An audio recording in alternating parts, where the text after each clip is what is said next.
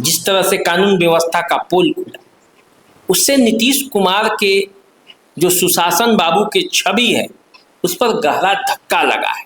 और मुकेश सहनी ने जिस तरह से अपने पिता के खबर जानने के बाद जिस तरह से दहाड़ मार कर रोए और जिस तरह से उनके आंसू लगातार बह रहे हैं, मुझे लगता है कि कहीं मुकेश सहनी के आंसुओं के सागर में अति पिछड़ों का वोट बह न जाए।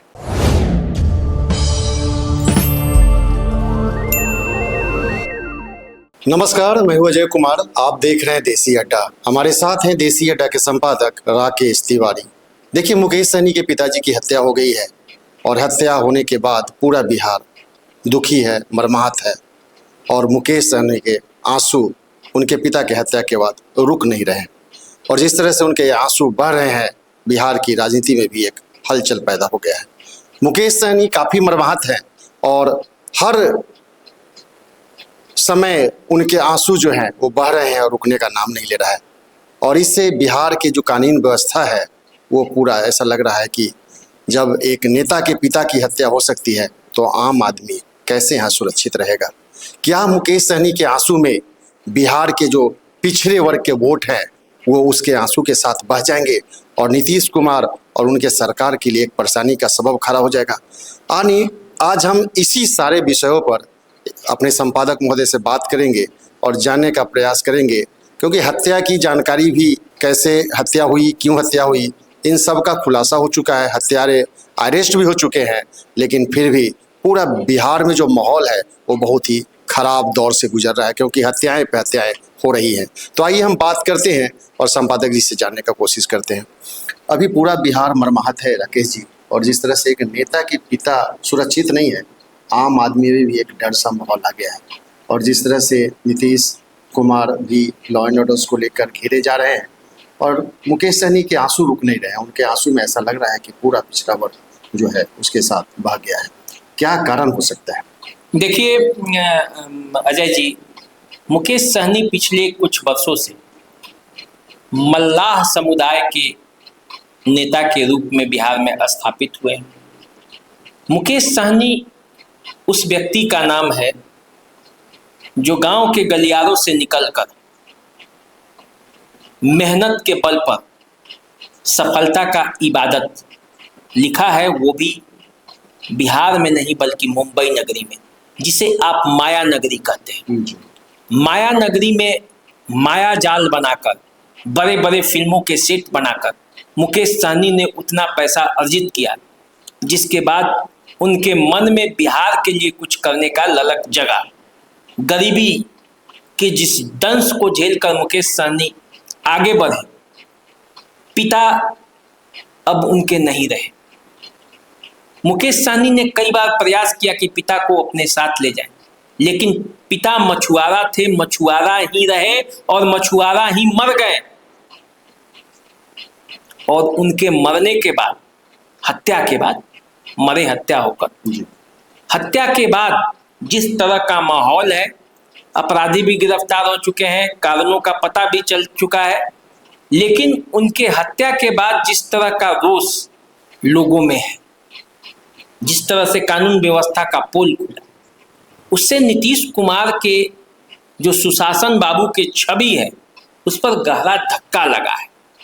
और मुकेश सहनी ने जिस तरह से अपने पिता के खबर जानने के बाद जिस तरह से दहाड़ मार कर रोए और जिस तरह से उनके आंसू लगातार बह रहे हैं, मुझे लगता है कि कहीं मुकेश सहनी के आंसुओं के सागर में अति पिछड़ों का वोट बह न जाए, क्योंकि नीतीश कुमार का उम्र हो रहा है और एक नए नेता का जन्म हो रहा है।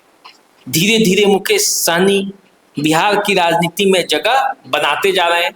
पहले मछुआरों में उनका जगह बना है, अब तेजस्वी यादव के साथ घूम रहे हैं, घूम घूम कर अपना आधार बढ़ा रहे हैं। और दिन प्रतिदिन मुकेश सहनी के जो ग्राफ है उसमें वृद्धि हो रही है। हालांकि लोकसभा का चुनाव वो लड़े, तीनों के तीनों सीट हार गए, लेकिन पूरे बिहार में जिस तरह से वो तेजस्वी यादव के साथ घूमे, उनका एक प्रभाव दिखा। अभी भी मुकेश सहनी ने वो सफलता नहीं पाई जिसकी सपना उन्होंने देखा था और बिहार आए थे, सन ऑफ मल्लाह कहलाए थे। देखिए, दरभंगा जिले के घनश्यामपुर थाना का वो उनका गांव जो है वो पिछड़ा इलाका है। बताया जाता है कि वहाँ पे भी घर है मुकेश सहनी का, लेकिन उनके पिता वो एक पुराने मकान जो है उसी से सटा हुआ उसी में रहते थे। जिस स्थिति में उस कमरे का हाल है उसको देखकर आपको लगेगा कि भले मुकेश सहनी बड़े व्यक्ति बन गए हों, लेकिन उनके पिता कभी उस तरह के आवंडर की दुनिया में नहीं रहे। वो जिस तरह से अपने कमाई पर पहले थे, अभी भी वैसे ही थे। कुछ पैसे सूद का चलाते थे और उनकी हत्या हो गई। ऐसे सभी जिलों में कई लोगों की हत्या रोज हो रही है।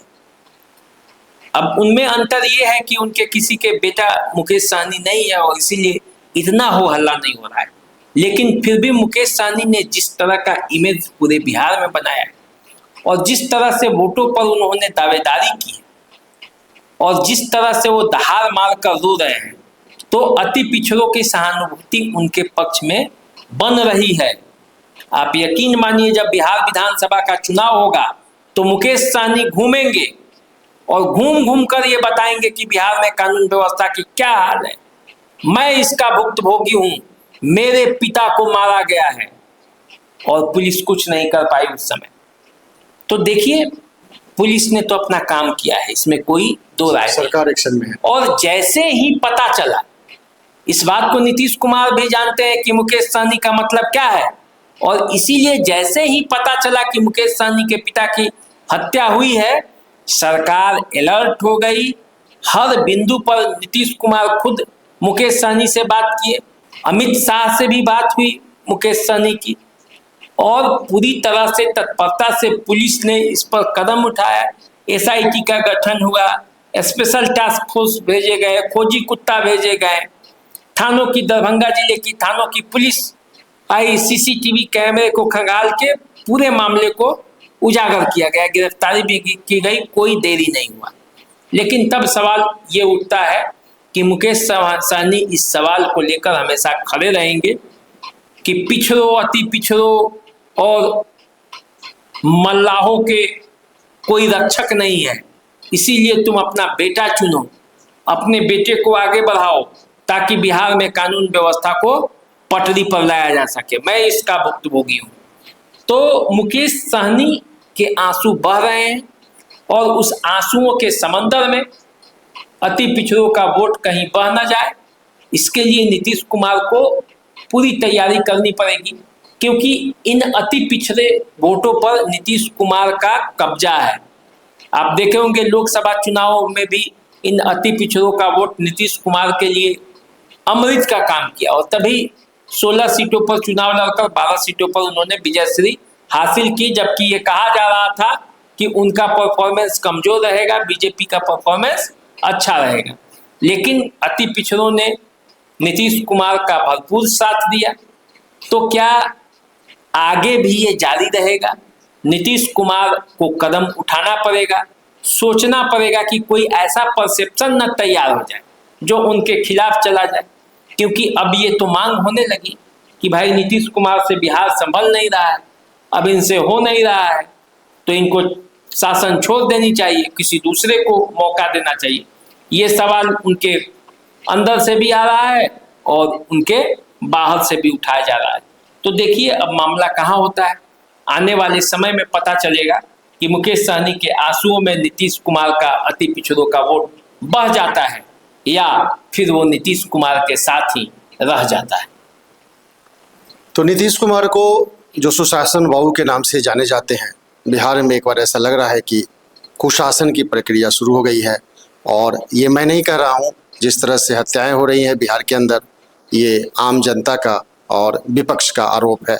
नीतीश कुमार को, जिनके पास खुद ही लॉ एंड ऑर्डर्स की पूरी जिम्मेवारी है, कहीं ना कहीं उनको और भी एक्शन में आना पड़ेगा, क्योंकि जिस तरह से लोग कानून व्यवस्था को अपने हाथ में लेकर नेता के पिता की हत्या के साथ साथ अभी सिवान के अंदर भी 2 नाबालिग लड़कियों की हत्या हुई और उस सारण में और उस तरह से आप देखें तो कुछ ना कुछ घटनाएं हर रोज घट रही है।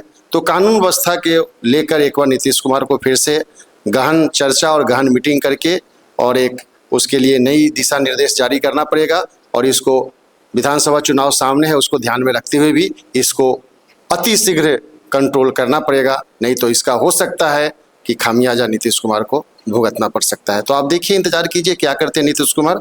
फिर आप अपडेट के साथ हम आपके बीच उपस्थित होंगे। तब तक के लिए नमस्कार, इजाज़त दीजिए। धन्यवाद।